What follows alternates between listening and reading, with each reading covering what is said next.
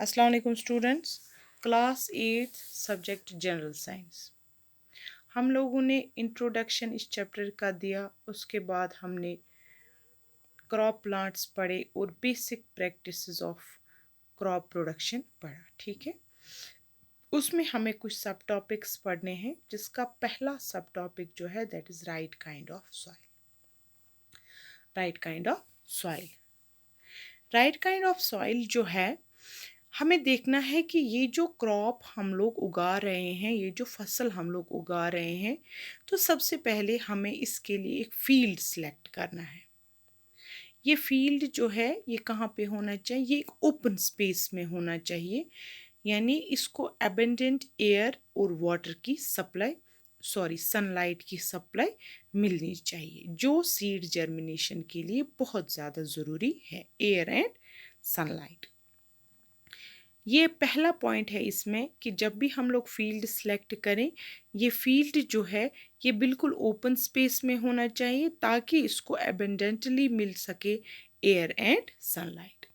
Number second term is कि ये field जो है ये वहाँ पर होना चाहिए जहाँ पर ट्रेस पासिंग ना होती हो, यानी कि लोगों ने बीच में रास्ता ना बनाया हो, लोग इसके बीच में से ना गुजरे।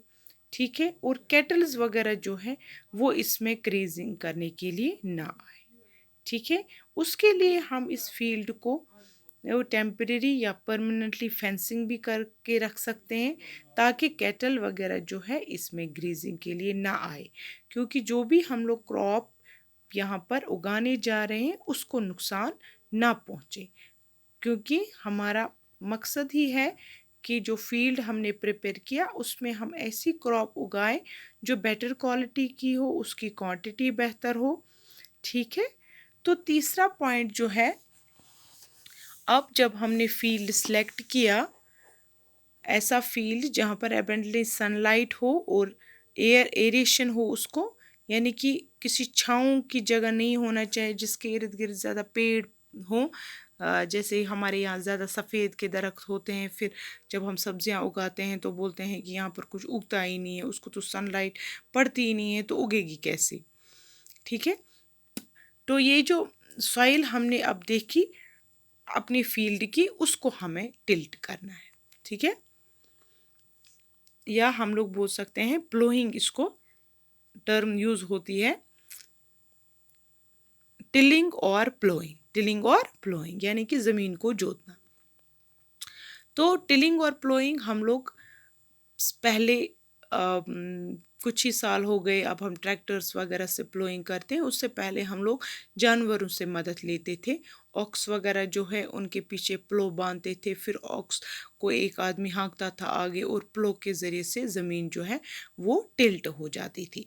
लेकिन आजकल हम लोग ज़्यादातर ट्रैक्टर्स यूज़ करते हैं, टिलर्स यूज़ करते हैं फॉर टिलिंग एंड प्लोइंग। ठीक है, तो ये जो टिलिंग एंड प्लोइंग जो है ये क्यों ज़रूरी है? ये इसलिए ज़रूरी है क्योंकि ज़मीन जो है वो खुल जाए। ठीक है, उसमें एरिएशन हो जाए, हवा उसके अंदर तक जाए, ताकि जो भी हमारा सीड वहाँ पर हम लोग ग्रो करेंगे उसमें उसके रूट्स को एरिएशन बहुत ज़्यादा ज़रूरी होती है। ठीक है, एरिएशन के लिए हमें टिलिंग और प्लोइंग यानी कि हमें सॉइल को लूज करना है, ताकि हमें good yield of the product मिल जाए।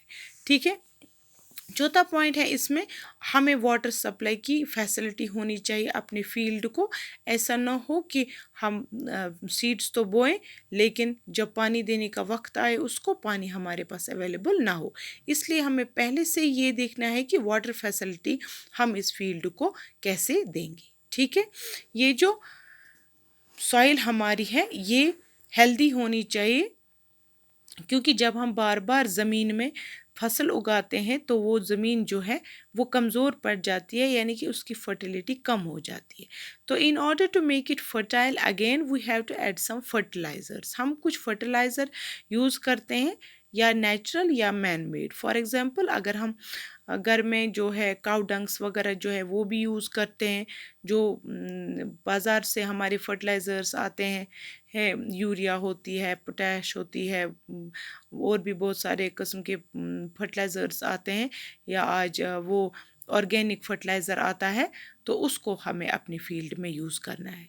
और हमें देखना है कि जो भी अनवांटेड वीड्स उग गए हैं उस फील्ड में, जो compete करेंगे कल प्लांट के साथ, जो भी वहाँ पर हम लोग प्रोडक्शन करने जा रहे हैं उसके साथ compete करेंगे न्यूट्रिएंट्स में, तो उन वीड्स को हमें निकालना ज़रूरी है। ठीक है, तो अब हमारी ज़मीन जो है वो बिल्कुल तैयार है। इसी तरह से हम लोग बोलते हैं जो अर्थवर्म्स हैं वो फ्रेंड्स ऑफ फार्मर्स होती हैं, वो भी टिलिंग में फार्मर्स की मदद करते हैं। प्लोइंग जो है उसके बाद हम लोग प्लैंक्स यूज़ करते हैं, क्योंकि जो प्लोइंग से बड़े बड़े वो मिट्टी के उठते हैं उनको हमें तोड़ना पड़ता है ताकि मिट्टी जो है वो बिल्कुल फाइन हो जाए, बारीक हो जाए हमारी ज़मीन में, ताकि उसमें एरिएशन जो है रूट्स को सफिशेंट मिल पाए। ठीक है, इसके बाद हमें कल और एक टॉपिक इसका डिस्कस करना है, यानी कि अब हमारा फील्ड जो है वो बिल्कुल तैयार हो गया सोइंग के लिए। अब हमें सिलेक्शन ऑफ द सीड्स करनी है, वो हम इंशाल्लाह कल पढ़ेंगे। इसका दूसरा टॉपिक सिलेक्शन ऑफ सीड्स। खुदा हाफ़िज़।